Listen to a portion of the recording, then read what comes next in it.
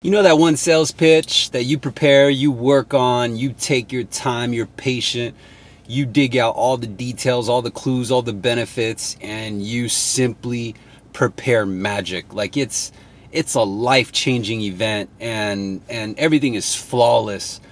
But for some reason they just still won't buy. Has that ever happened to you?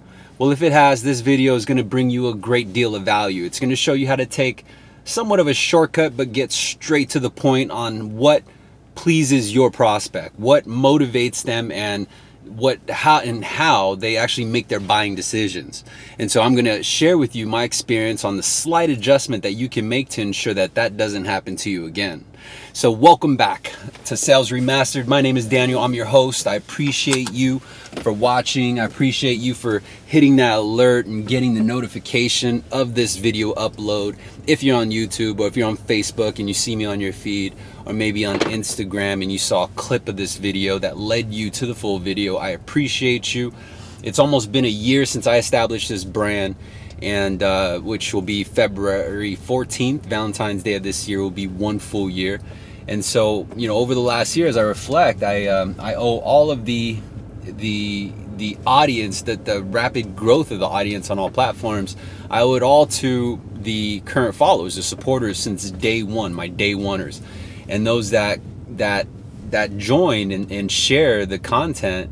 You know, I breathe your comments. That's my oxygen, is your feedback and your input. So I appreciate you for not just watching the content, but also giving feedback, participating, hitting that, you know, that thumbs up button, or hitting that heart, or double tapping my memes. I appreciate you. And as I grow and as I establish this brand, you're going to be able to kind of see the development of something in progress, where it grew from nothing and became something. So I'm excited for the journey. I'm excited to be driving this ship, and I'm excited for the content that you're going to come across on this channel.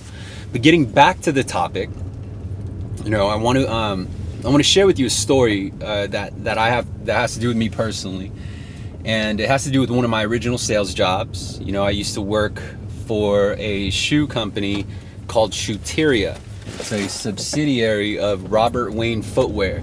It's a retail shop that sells, you know, anything from sneakers to Doc Martens to boots for construction, all the way up to dress shoes in case, you know, you dress fancy, like in a corporate office or whatnot. And it's being that this is my first job, which I can't believe is already almost 17, 18 years ago, I want to paint a picture for you of how I was, the person that I was. You know, at the time, I was only 20 years old, coming off of literally a 2-year stint of just being in a real dark state in my mind. I wasn't in the right place. I had nothing going for me.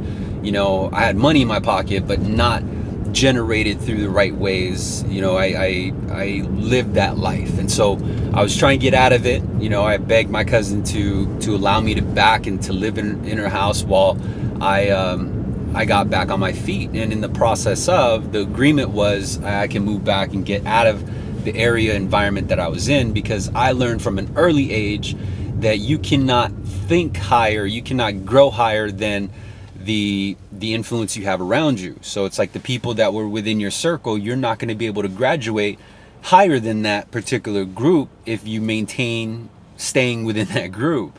And that group that I was in, that I was trying to grow higher from, was just a couple knuckleheads. I mean, some street thugs, drug dealers, and just a real bad crowd.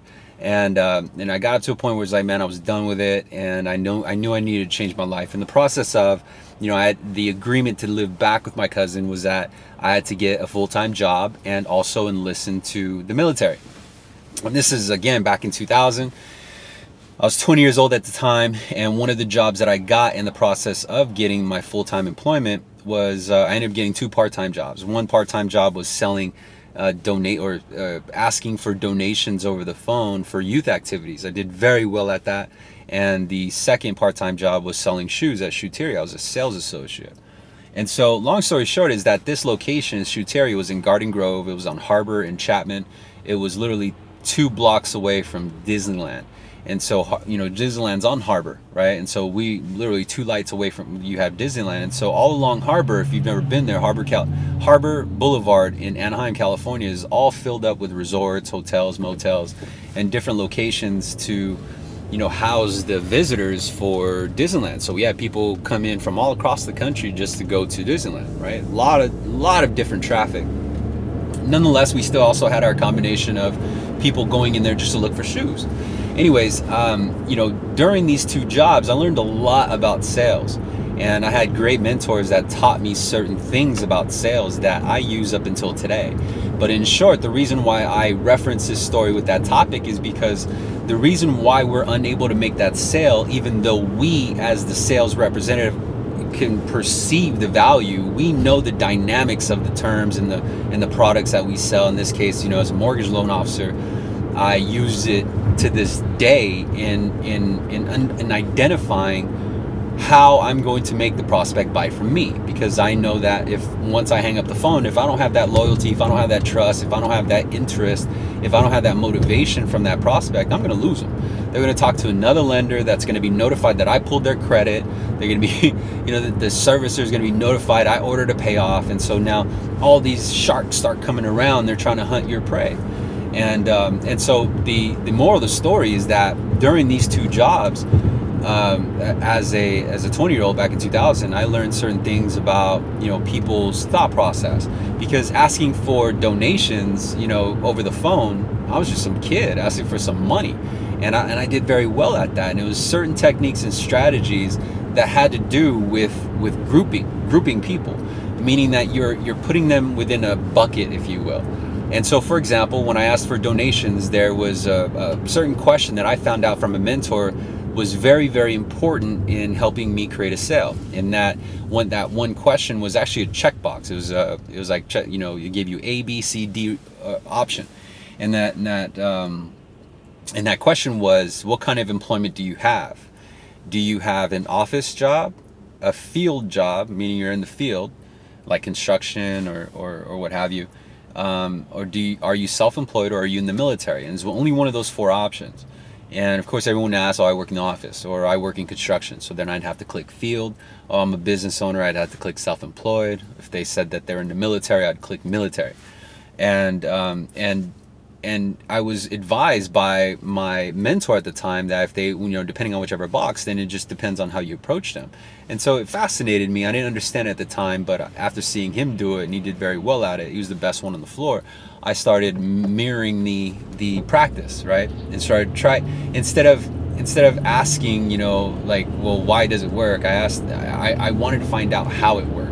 And so I dug a little bit deeper, and I started actually, as I refined and got better, I started applying it to my shoe sales job. And essentially what it was, and I'm going to reference them, is that, Shoeteria, for example, this shoe store had 3 kinds of shoes: tennis shoes, business shoes, and construction shoes. And that was it, right? And ultimately, my way of asking their employment, instead of asking their employment to figure out what group they're in, I just simply read them. I read the type of clothes they're wearing. I can get a sense of where they were going, right? And so I didn't even need to ask the question, well, what do you do for employment? I could tell because they were wearing a backpack on, or they had Disneyland gear on. I knew they were going to Disneyland. If they looked like visitors from out of town by the way they talked, I knew that they were going to Disneyland.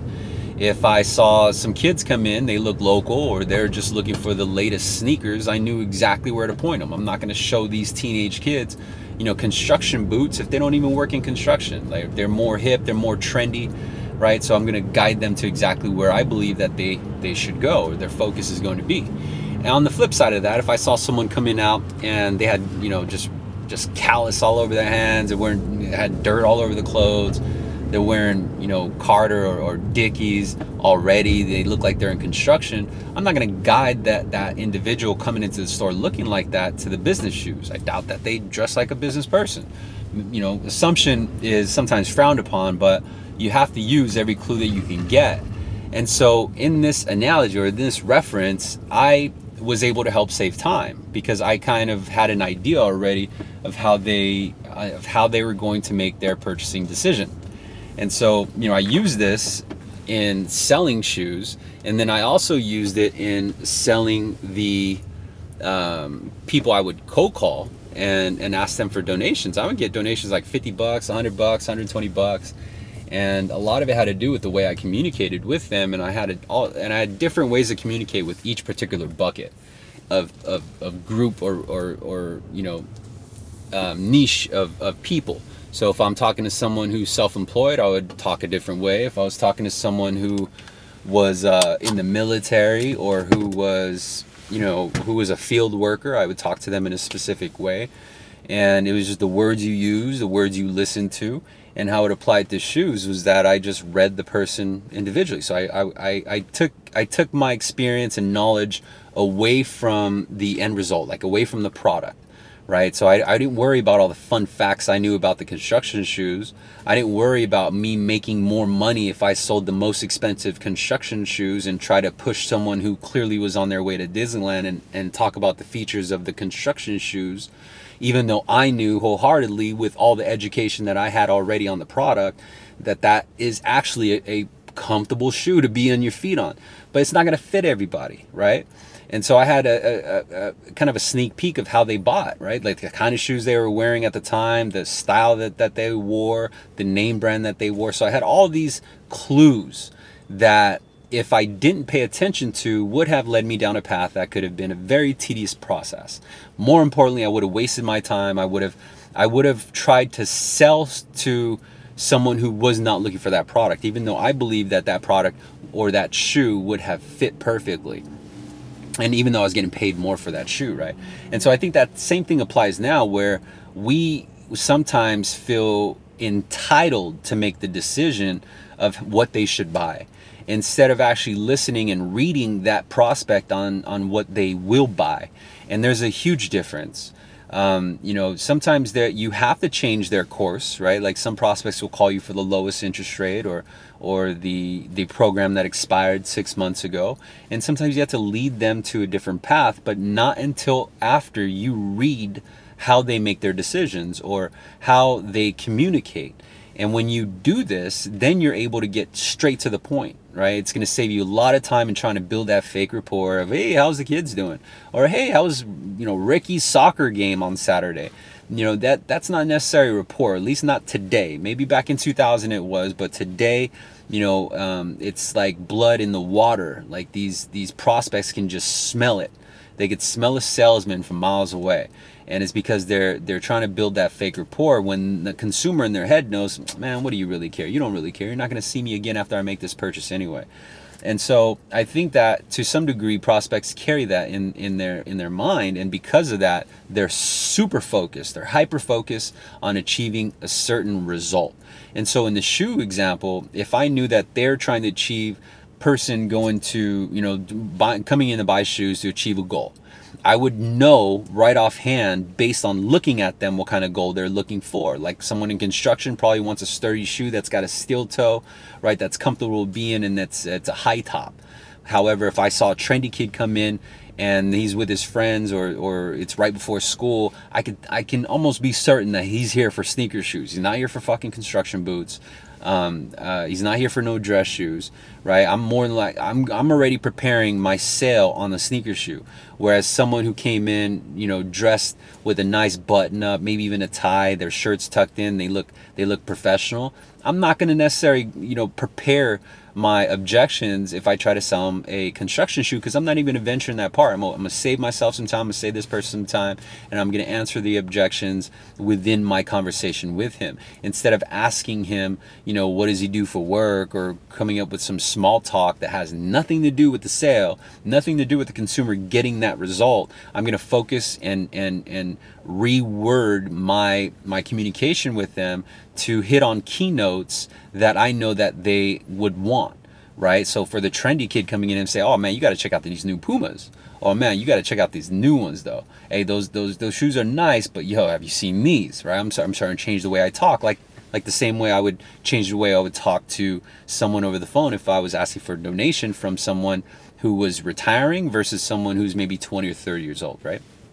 And the same thing applies where if I saw someone coming in with a backpack, they got stroller, there's kids with them, and one dude's even wearing a Disneyland t-shirt, I would assume that they're going to Disneyland. So I'm going to already create kind of a script for that person to sell them on the most comfortable walking shoes, because I have a hunch that they're going to be on their feet all day, that they're going to be walking and around all day. And so I'm going to start saying things about what's most popular about helping people go through that long journey to Disneyland. This is probably the most popular item. However, I want to get your feedback. Check out this shoe. You know, this is more for the wider foot, but if you're just looking for comfort, you want a sturdy shoe, good price, this is your one. So I'm narrowing it down, even though when they walk in the store, they got a plethora of options.